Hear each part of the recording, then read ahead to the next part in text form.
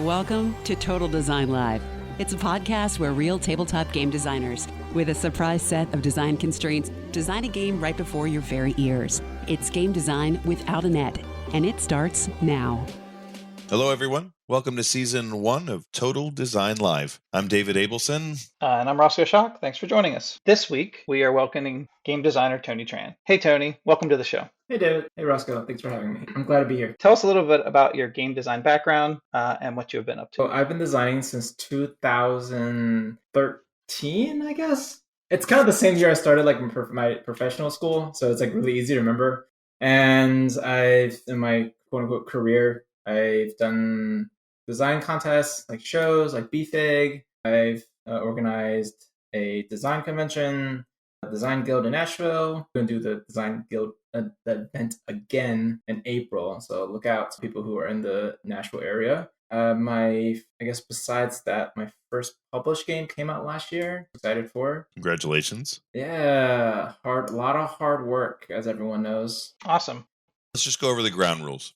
You're going to be given 2 constraints. You'll be asked to design as much of a game as you can in 45 minutes. One of the constraints will be fairly specific, and it's intended to be a starting anchor point. The other constraints will be fairly vague. It's intended to be a direction you can travel in. These constraints could be related to theme or mechanics or components or game category or even player experience. Anything not specified is open to your interpretation. So if we don't tell you you can't, you probably can. Wonderful. Sound good? Yeah, it sounds wonderful. We're mostly interested in your thought process and how you approach creative thinking. We're not looking for a balanced game or rows in a spreadsheet. We're here to be a sounding board, but we're not going to help you very much with the design. We may ask probing questions if you get stuck, but these will be things like, what does that theme make you think of? Or could you explain what you mean in more detail? Our goal with any questions is purely to help the audience better understand your creative process. And we might jump in and talk about the mechanic you're working on and sort of explain that for anybody who's new and doesn't understand it. Or you can do that yourself as you're going through the process. We've also provided a list of questions you can ask yourself if you're stuck and need a jumping off. That'll be in the chat. Any questions? No, I'm ready. I'm ready, David.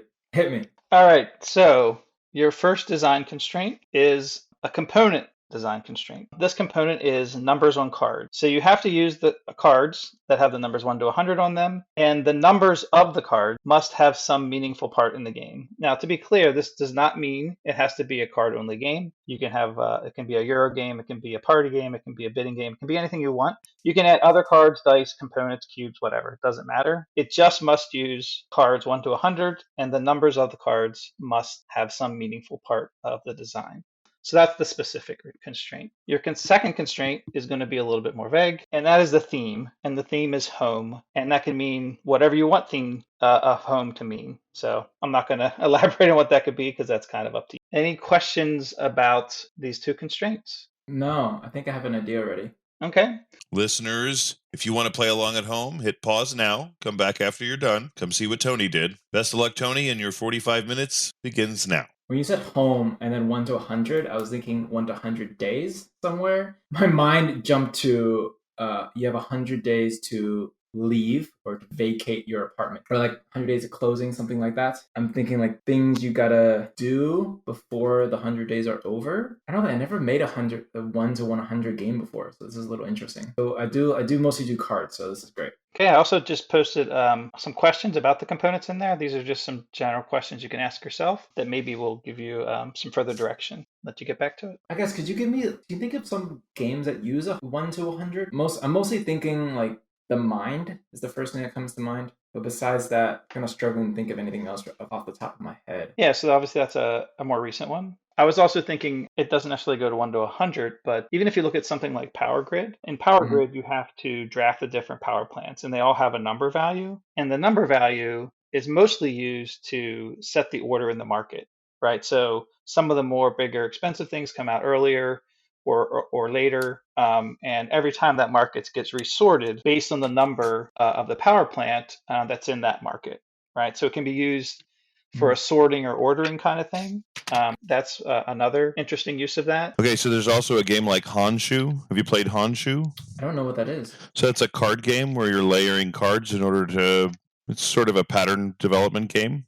But on each one of the cards, they're using cards numbered 1 through whatever for a bidding process to see who goes first. So it's not the main mechanism in the game, but it's used in that way. King Domino, I think, does it in a similar way. That's what I was thinking. It'd be interesting to do a turn order thing like Raw does. I always like that. I always like that Raw mechanism. Yeah, another one is uses the same numbers as the mine, but there's a game called The Game, and it's kind of a group shedding game, and there's different piles, and you have to play higher or lower cards based on the top of the pile. And if you play exactly 10 above or exactly 10 below, it behaves different. You get an extra life. I forget. It's been a long time since I've played that one, but that's another one in that. What about, do any of these questions, does the component push you towards a specific kind of game? Would you rather do cards only for something like this, or do you want to pull in a Euro or party element? Yeah, I do mostly do cards and lighter partier stuff. I don't do a lot of Euros, so Euros would be pushing me a little bit, which I don't mind. I was thinking about a Euro game the other day. What could you use the numbers for besides sorting, right? With a lot of stuff we talked about, it's essentially some kind of sorting. The mine's kind of sorting, power grid's kind of sorting. But the reverse timer that you suggested was interesting. You've got 100 days to what? So you have to shed all these cards. That's interesting. So I did like what you were saying earlier about trying to, I'm thinking of I want to think like a co-op, like we're moving out of a home or packing from one place to the other. I think that'll be interesting, like double-sided, double-use cards. Maybe you can use it for the one, and then you want to reverse the order when you're unpacking into your second home. What is co-op is fun? Yeah, sure, because it's a type of home you can live in. Oh, I like that. Oh, I do like that. Yeah. What could the different uses be on the card? Like you're saying multi-use, and that's always a cool thing to do. Having the number mean one thing for one purpose, and the number mean another thing for a different purpose. Yeah, you could do very simple, a lot of simple math, like a lot of addition and minus. You could do that too. Keep it within a certain range would be interesting. Let's say I want to keep it within plus or minus 10 from a certain number. So if I play 1, you don't want to play something too crazy high and push you off the edge. And then, but maybe you want to slowly build. If I know I have a 90 in my hand and I have eventually play that 90, I have to slowly push you up within that 10 constraint that you're talking about, that other game, Rosco. Yeah, that's from The Game. Are there other games that uses? You can use a lot of people use it for tiebreakers for numbers, or initiative order. Sometimes with these bigger kinds of numbers, obviously this would be weird, but trick takers are just numbers. A lot of battlers, lane battlers, and things like that. And it could be a lane battler in a different context. It's not actually a war, but it's like you're saying, cooperative or some other thing, achieving some objective. And you have some set of cards with numbers, and the higher ones mean something and the lower ones mean something, and you just have to kind of balance what the numbers could be used for. Also, the numbers don't have to be the only numbers on the card. They don't have to be the only thing on the card. If the card is multi-use, you can use it for all sorts of things, and this 1 through 100 numbering system could just be one part of it. One thing that I like to think about with numbers when I'm doing design with them is, at the end of the day, what is a number but a symbol? Yeah, it's a symbol with more information on it. There's an order, natural order to the symbols. I think it's a very good point. David, what do you think is a good? What's the first thing that comes to your mind? Well, the first thing that comes to my mind when it comes to the cards is I wouldn't start with the cards. I would start with the theme. Okay. I'd want to be real clear on the direction I want to head with the theme, and then I'd try and figure out which direction I want to head with the cards after that. But I don't design the same way as you do. So I want to make sure that we're telling your story and not ours. Yeah, no, I get that. Yeah, I know that's what you said in the opening. I just wanted to involve you a little. I appreciate that. There's a lot of things about home. There's the feeling of home. There's the place of home. There's the idea of home. There's specific things inside a home. There's, the place where your hat is. I think, grasping onto something there, and maybe you already have, is probably the best place to start here. I'm leaning towards a memory home game. Something like, we could do unboxing or spices. Might be something you need to organize a lot of. Obviously not. I mean, I guess you could do board game. Organize your board games. By BGG rank. Yeah, by BGG rank, yeah. Or by your own rank. I think I'm leaning towards a co-op, maybe a memory game. I don't know, I haven't figured that part out. So in the mind or in the game, when you get the cards out, you don't get the same cards again the following round. You get new cards, correct? Correct. Yes. I would like to do something with that. So maybe you get your opening hand. I don't know. I'm fixated on the cards, because you get the cards. You try to play them in a specific order, and once that's done, you get the cards again. You shuffle it, deal it back to everybody else. But you already know the first let's say it's 4 people, you know the first 4 cards, and then now you have 8, and now you're trying to play that order again. So maybe instead of a no turn order, you do have a turn order. Say it's like, oh, it starts on me. I play my lowest card. Let's say we're going to ascending order. I play my 5. I know last game there was a 6. So it's Roscoe's turn. Roscoe says pass. Obviously Roscoe does not have a 6. And then it's David's turn. David, it's like, oh, I have a 6. I play this. And I'm like, okay. And then I go from there. And we try to play all the cards, kind of like a little bit of the mind meets the crew. So you're trying to meet certain goals or criteria when you're playing these set cards. So it's almost like a card laddering game. Can you explain for our listeners what you mean by a card laddering game? Oh, sorry, climbing game. Climbing? What's it called? Laddering. Laddering game? Most people say climbing, but ladder is also well known. So I guess the most famous one right now is Scout. So when you play a card, you want to when you play a hand or play a card, you want to be higher than the previous one. And so you overcome them. So you climb over them. Gotcha. There's like a lot of other, like when I was a kid, I used to play a lot of Big Two. You guys familiar with that? Yeah. Yeah. Like 10, I think, Tenchu or Tichu? Tichu's is a laddering. Yeah. I haven't played that one, but I know it's very similar. Yeah. Yeah, it has a very similar melding scheme to like the Scout in terms of like runs or pairs and straights and that kind of stuff. But Tichu has like 4 extra cards that have like magic powers, and there's bidding and a lot of other stuff. But yeah, it's a fairly popular climbing game. Yeah. So going back to the theme. I think the idea of putting things in a certain order makes sense. So maybe like packing a truck. I packed like when I was thinking about it when I was packing for Move. I hired movers to help me because we needed to do it all again. So they had to go in a specific order to fit it efficiently into the packing truck. And I was like taking pictures as we went, so I know how to unpack it. So that could follow the order of the cards. Maybe there's like some rule that we could break. So let's say you can't keep passing.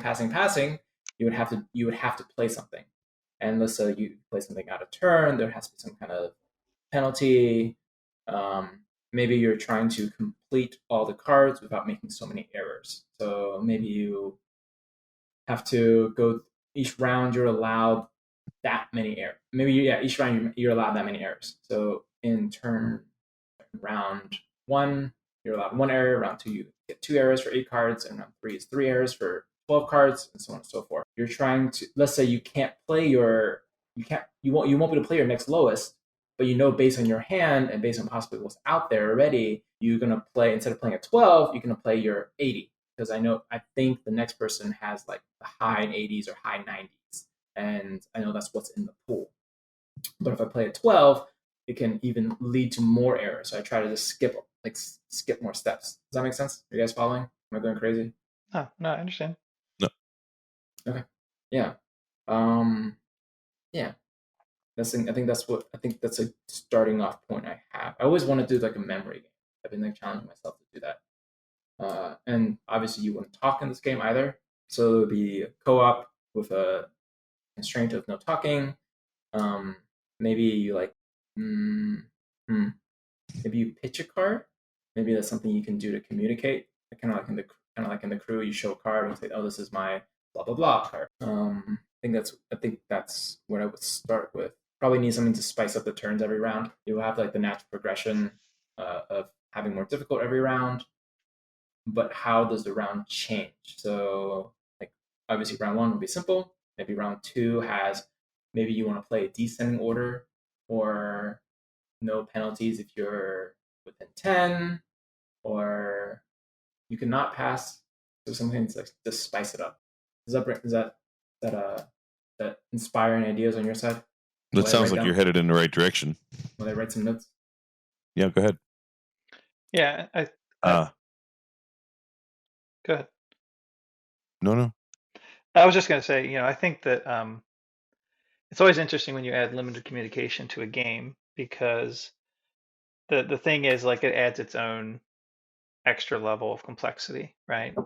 Regardless of what style of limited communication. And so I think the thing that's always a challenge with those games is like you have to think about things to make them a little less hard, right? Because when you can't talk, it removes a lot of ability for, like if you had to play Pandemic or something with like no ability to talk or plan or whatever, it would be a way different game than it is now, where you can talk freely and kind of strategize about who to send to which location and which virus and all that kind of stuff that you get into. So I think that is always something that's a good thing to keep in mind with limited communications game, is like generally the difficulty level has to come down because you've added this extra constraint on top, essentially. Yeah, I was never a big fan of no communication. I feel like, for me at least, I prize high interaction. Having no communication just cuts a lot of interaction out for me. I don't like sitting at a table with no talking. Though, but that being said, I do love like Hanabi, and I do like the crew and like the mine and stuff like that, where you don't get to talk. Also, it makes it fair because I don't get to talk so much. Don't have to hear my annoying ass voice. Well, it's interesting that you said Hanabi. I mean, Hanabi is a silent game, but there's a lot of communication that goes in Hanabi. You're right. If both players are experienced at playing the game, there's a lot going on there. So, I mean, I think you've got the room in your design space to include that. Yeah. I was thinking also, one way around not having the cards is able to play 2 cards or maybe even multiple cards, and you can sum them together, and that could create your next card. Then when you do that, you're 1 card down, and you're forcing the other players who play in that. You're forcing the other players to kind of make up for it. So if you're down a card, the person clockwise, so you're playing clockwise to you, has to play another card, which can kind of screw up their order of how they're playing things. But I do want to think of like a way that you can communicate. Maybe you say like, oh, blah blah, show your highest card, show your lowest card, or like show a card, which might be interesting. Or you show cards that were played in previous rounds, so it's less of a memory game at that point. I know people find like memory games very annoying. That's I feel like is like the feeling I get from like people.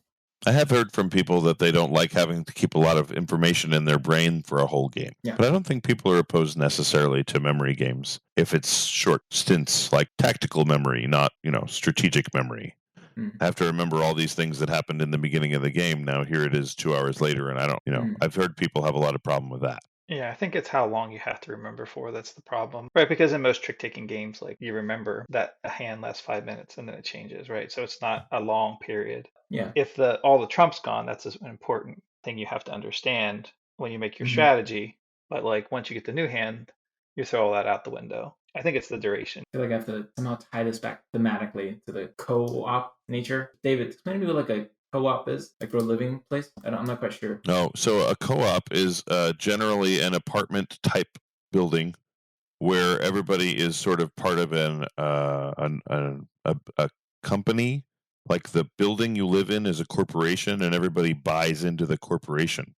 So you own a piece of the corporation, not necessarily the real estate you live in. Oh, interesting. But as a result of that, you get to live in the real estate you live in. When you sell your shares, and the upside of a co-op, which you find in urban environments a lot, the upside of a co-op is the co-op takes care of everything. So, if the roof needs replacing, the co-op fixes that.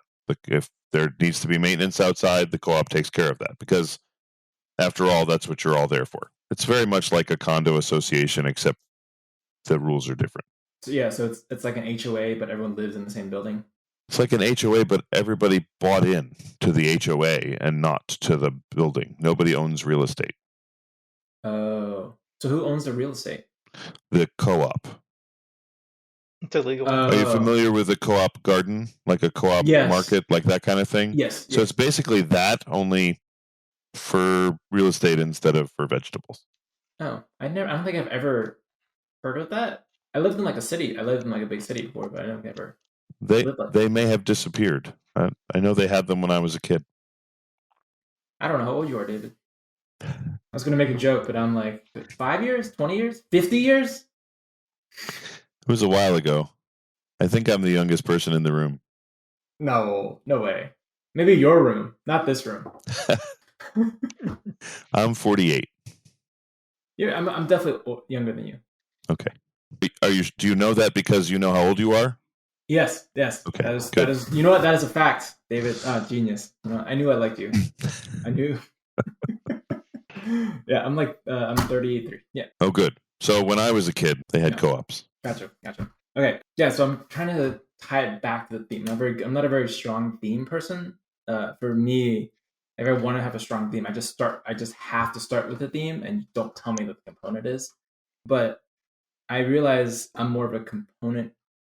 Like I'm experienced / component first designer, because I got burned really hard on my very first game, and I was like, this game cannot physically work because it's just too expensive to make. And then I got burned again for making the same idea. Found out opaque bags are very expensive. A nice felt opaque bag, yeah, very expensive. Did not realize that. So one of the things you said earlier was you're mentioning things about packing a van. Yeah. And boxes, and there's certain rules about size and shape and weight. So I don't know if that's something you can kind of revisit to pull in the theme. And then So right when you're saying that, I was thinking like, oh, we're cooperatively packing something, but it doesn't have to be one unit. So what if we pack multiple different sizes of storage units or different size containers? And so let's say like this, that's what changes round to round. Maybe you're trying to put things into the containers and not obviously burst them, not able to not fit in the container itself. So maybe the container can only hold up to a sum of 40, and some other containers like a sum of like 60. You still want to somehow, the order matters, and you're still placing the things in there. Maybe the storage unit that you put it in has certain rules. So like, oh, it's this one is AC controlled, so you can only, and it's smaller, you can only put certain size things in it. And then the cards themselves can have another suit with it. Maybe it's 1 through 100, but this one has to be cold. Awesome. This one has to be with other ones that are even, or like at the end of the day, this one can only be next to one other object possible. And maybe it's like really small. Maybe it's a cat. So you're talking about adding a spatial element to the game. Does that require the cards or another component? I was thinking more as like a arithmetic thing. I guess, I mean, a spatial element makes more sense because you're not like doing a lot of math, not constantly doing math. Because you're putting like 5 cards in there. You're like, what is the number again? That would require, I guess, 100 unique pieces. Maybe not 100 unique.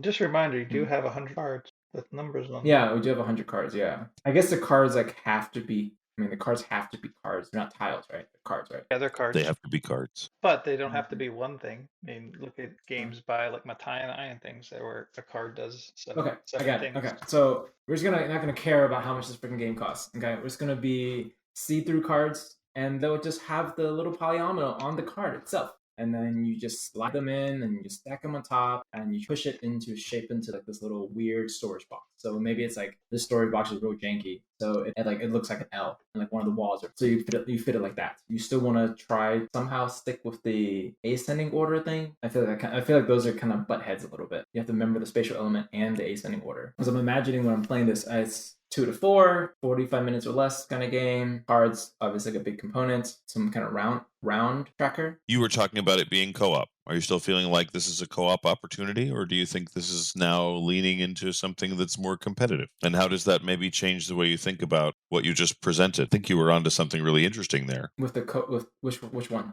With the freight containers or whatever they are that are all different sizes, and the polyominoes on clear cards with, if you structured it differently so that it was competitive, does that open the space up for you so that you can do different things with the numbered cards? This is fun. Yeah, so I think that if we went down that route, it would be more competitive. So you're trying to like occupy as much space at the beginning of the round, and I need to play my big one here and play my big object. Not only is it easier for me to play at the beginning, I also get to claim more space, block out other people. So it's a kind of a 2-prong action, which is really nice. And at the end of the round, you just try to play all your cards. And if you have cards sticking out, they're worth negative points. And then you could talk about it, that is interesting. I like that. So how would you're talking about shapes and the numbers. How would you kind of build a relationship between the number and the shapes? What would that be? So I'm assuming as the numbers go up, you have a larger and larger object, I would like something to do with the numbers. I'd like the number to have a actual use in the game, not just like a reminder or like this is card number 100 kind of We card. would like that too. That's why we made it one of the constraints. Yeah. I like not following rules. Well, you're saying the higher numbers would be bigger objects, right? Like you could do that 6. Is it? I think 6 Nimit does it. I think it's called 6 Nimit, where everyone places a card down and then you reveal and the lowest, and then you assign the cards however you want. So you could do priority order for the card itself. So you don't have to exactly have a 1-to-1 with bigger numbers or bigger cards. Maybe you want to play something that's like, oh, I want to play this. I want to play like a 30 because with this big number, with this big thing on it, but do I want to play a smaller number so I get priority? So, but maybe in the beginning of the round, it doesn't matter so much. I can play all my high numbers, whether there's big objects or small objects. Yeah, so you could do something like that. I think that'll be nice and quick. Put it in and you claim like a storage unit or something to do with home. You got to tie that back into home. So just to clarify that, you were saying that the cards would have the numbers, and numbers would be essentially like revealed simultaneously, and that would be like the initiative, the turn order would be based on the numbers in a ascending or descending order in some way. Exactly. The numbers that are on clear cards. Yes, the number that clear cards. So you have to somehow hold the cards so people can't see them, and then I guess on clear cards, can you print a different thing on the front and the back? I never actually used. There you go. Print out a little black square behind your number, and the people can't see. Yep, or a white square or whatever. Yep, that problem square will be easily solved. Yeah, or put a little house in it. Done. Easy. Yes. Look at your condescending looks over there, David. It's like, how are you going to solve this really complex problem? I'm messing. Sorry, David. You figured it out. Yeah, it was an easy alley-oop. An easy setup. I think that's where I would start. I think that'll be interesting. All right, so let's take a moment right here, if you don't mind, to try and recap where you're at right now, so that you have some place to move from. We're a little bit more than halfway through. Yeah, so this is something about home. We have numbers on cards, which act as initiative. We have Tetris or shapes on these cards. Turn structure essentially is that everyone places a card face down. You do simultaneous reveal. You show it, and you combine look at the numbers. The lowest ones go first, and then you get to pick where you want to place your card or place your object, and you slide it into the little storage container. And the next person goes. They place their card in a storage container. Maybe it's the same one as yours. Maybe it's another one. Maybe your card has a special ability that blocks other people from playing, going into that storage unit somehow. And the first, I guess, after you empty after all the cards are played, then you somehow tally score. Cards prefer certain rooms. Maybe as simple as, whoever has cards remaining who can't fit cards into the said storage units, just take negative points. Maybe when you cover certain spots on the storage container. We're gonna start calling it storage containers for now. Or we just call them rooms because we just tie it back to houses. We're gonna call them rooms, I guess. Maybe storage containers connect to houses as well. I mean, people who live in houses use storage containers. You're right, and there's storage container. There's homes made of storage containers. Yeah, genius. I like the idea of being able to play something, you cover something up, and you get a little bonus. So how do you decide where the storage containers come from and how they come out? And I think the simplest way is just, you deal cards. These are the storage containers for the round. Maybe n+1 amount of players, and that's how many you have available. Maybe it's like you don't have a lot of room, so it's a pretty cut-30 game. Maybe there's a ton of room, so it's a little nicer. Maybe that's something you could augment in the game. Maybe you want a friendlier game. You don't want something so cutthroat. People always just toss out cards as well. You don't want I don't want this small 2x2 room. I can't fit anything. Actually, where everyone gets like 2 or 3 rooms and you choose like one of them. And that's what you play into the pile. And then like one gets randomly flipped up on as well. Kind of like a random. So maybe like you have your hand prefers smaller rooms. Maybe your hand prefers water. Maybe you need more electricity so you base that off your hand. Maybe I think you'll probably see the one that's random, the +1 card, and you can kind of base it off that. You need some kind of more information, take it based on other people as well. I want to have more. I would like to have more information so you can make a more educated pick. So it's not just based on your own cards, based on other people's cards as well. So when the rooms get played, they'd always be empty at the start of the round, or ideally, yeah. So maybe there's they're not perfectly square rooms. So being not perfectly square rooms will imply that there's stuff in it. because most rooms are square anyways, or at least kind of rectangular in shape. Well, I think it's interesting to have, instead of the rooms just being random, right, coming off of a deck, and like you just get 4 of them and that's what you get. But you were saying where like you have a little bit of control to like pick a certain room that may be beneficial for your hand, or based on what people didn't play last time, you pick something that's not necessarily good for anybody, right? And you're trying to like, right, because one of the things you have to solve, what happens when people just can't play anything the rest of the round, game / whatever. Yeah, I think thematically, I would like to go back to, we were playing as architects. This one rich billionaire guy hired 4 architects to build their house. And you're like, oh, this architect is like, I really want a theater room. So that's the +1 room. And you're like, oh, you guys go crazy. So you get dealt plans, and you like, oh, the guy's like, oh, I want you to move my stuff in for me too. I must have these objects in my room. I must have a piano. I must have an organ. I must have like a swimming pool or like a lounge chair or a weird chase or something like that. And you're fulfilling that thematically explains why you get these cards. So maybe these are some wants that the billionaire rich guy wants. A sauna room, a wet room, or like a jacuzzi room, or like a spa room, or like a kitchen, like a really fancy weird kitchen. Cards, and you as an architect is like, no, I'm gonna pass. I don't like this one. I'm gonna use my artistic ability. Be like, oh, I want this one and left one instead of the right one. And you assemble the house together. Then you also get his stuff or their stuff. And you get their stuff, and you are placing their stuff into the house. It's into this weird, ugly monstrosity of a house. At the end, the guy would evaluate how you did somehow. I guess I haven't figured that part. I haven't figured out the win con, which is weird. I feel like I should figure out the win con way earlier. Yeah, I think that's a key part, right? Like, yeah. Are you approaching that what you have left? Do you get points for what you've added in some way? Do you get points along the way? Are you getting points for placement? You talked about covering things up earlier. Maybe it's a point salad kind of a situation where you're getting things in multiple ways. Yeah, I can see that. So like maybe the points are not associated with the cards themselves, which I guess makes more sense. They're just ways for you to score. When you cover certain things, like you said, you get a certain token. So you cover this up, then you become more artistic. Or if you put stuff in the library, you become more well-read, and then you get something like that. And you get like more fame. So more fame as an architect. People hire you, and that's how you win the game. Something lightweighty that would fit pretty well. I don't think I would like to. Wouldn't want to move something a little more heavy. Then I would ask myself, like, who is the target audience for this game? Like, who would want to play this? Or I guess then by extension, like, who would want to? I can't ideally see a publisher that would be interested. Maybe I don't know. Maybe not. I don't know. Maybe I mean, yes. I think there's literally like 50 Tetramino games in the BGG top 100. People love filling in spaces with stuff. Yeah, and they also like games about weird topics. I mean, the Castle of Mad King Ludwig is a lot like what you're talking about, and they made a game about freight containers. We could make it a draw and draw, and then you fill it in instead of putting tiles in. You just fill it in the little architect's room. You could do it like that, same on components wise as well. You don't have like 100 freaking Tetraminos that you have to deal with and find. I guess the finding is like the worst part. They're like, I want that 43. Give me, where is the freaking 43? I lost it. I can't play this game anymore. Well, you wouldn't have to. You said you were going to put them on clear card. Yeah, but what if you lost the card? And plus, cards like clear cards don't really stack very well. So they want to slide due to like electricity or physics or magic.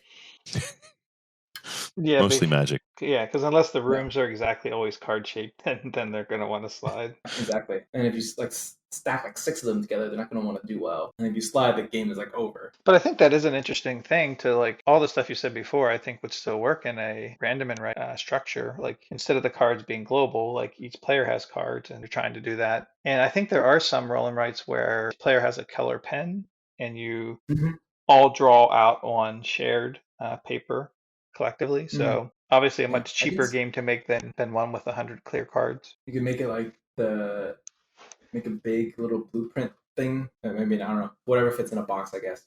And then you would have the 100 cards, and you would have the 1 color pen per person. I guess you would also need like another cards for like the rooms you would draw. And it could be like big paper like this, which everybody can see because this is a podcast. And then you just put it on the wall and everybody plays together on the wall or on the table. Ooh, I like that. I like playing on the wall. That's fun. I like that, David. Yeah, don't look at each other. Just stare at the wall for 40 minutes. I like it. But I think that's nice. I think that's an interesting selling point. Also, it's like, we talk about table presence all the time. Look, we got wall presence. Yeah, take up half the wall in the unpub room. People will come and play your game. How could they not? I like it. How would you fit in a box? Fold it? Well, I mean, look at micro macro. That thing unfolds. Yeah, that's what I was thinking. That thing unfolds into a 3 by 2 foot paper. I mean, it's huge. Yeah, but you would have to like. I mean, if it's a roll and write, you would. I guess if you don't, unless you do dry erase. I don't know. No, I mean you could just put a bunch of pieces of paper in there that fold. I mean, maybe not economical, but Yeah, you could do as like a what do you call it? The roller cardboard. I mean, I think containers? What do you call those? I think you have to kind of make some decisions around Or you like put a presentation like those big how much variance you want in the 3x4 boards or whatever. sheets that you roll up for presentations. Or like when you buy wall prints. it's a 2x3, I think. 2x3. What do you call? What do you? That yeah, that would be interesting packaging that everybody would hate. It'd be great. It'd be like, oh, this game's great, but Tony's such a butt. He can't put it in a box. It's all Tony's fault. That would be interesting. I think obviously, I think like having multiple sheets makes more sense. Like you just have like 4 sheets and then have some device that pins them all together, like a thumbtack. Sounds like you've gotten to the point where you're all the big ideas have been fleshed out. What do you think? Yeah, I think the problem would be how do you draw the room? There would be a lot of setup. Because then if you like cover a space in the room, you get the bonus, but then you would have to have that all pre-done. So I guess you could get a few small pieces of paper and then it's already pre-mapped out and then you plan so what I was thinking is maybe you make 6 or 7 different pads of paper and each one is a different shape or a different size or whatever and you just pick those. Yeah, that would work. All right. Yeah, the rooms would be pre-done. Oh yeah, You're fine. I don't know. I think we're just about at the moment where we could start wrapping up your design time. Yeah, so overall is that it's interior design. I don't know. Some kind of fancy word. Look, Google interior design jargon. Okay. Insert it. Yeah. That would be the title.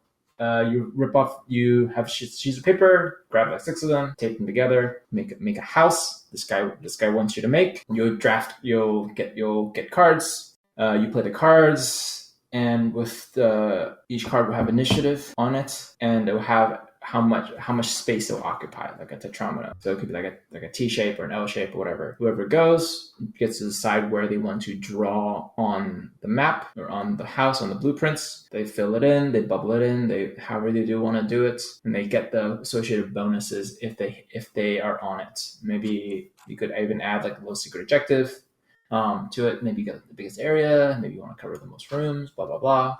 And the next round, and you go into the next player. They draw. You play a number of rounds until the whole house is covered, or you just play a certain number of rounds, and you tally up score at the end based on what squares you covered. It's almost like a collection game. That sounds like a really good explanation, and it sounds like a pretty good place to stop. You feel good about that? Yeah, I've been rehearsing it all night. I'd love to ask you some questions about that. This is the easy part. We're still going. Okay. We're going to take a break from designing and just talk about, what happened. Probably the first question is, did you have fun? Yeah, this was enjoyable. I got to see you guys, so that was great. I got to talk, and people get to listen to me. Would you say that this experience was easier or harder than you thought it was going to be? I think at the beginning it was harder. I would have liked maybe like a little bit more direction. Or the 10-minute prep time that you asked for? Yeah, I think a little I don't mind being as much on the spot, but then I also want to give like a correct, quote unquote, correct answer. And also 1 to 100 is not a really strong suit of mine. I know they talked about in the BTG Discord about possible ideas for it. And I'm like, I don't have any ideas for 1 to 100. Besides, I have this weird thing about Rift on the Mind. It doesn't fit into this thing. And I want not to do that.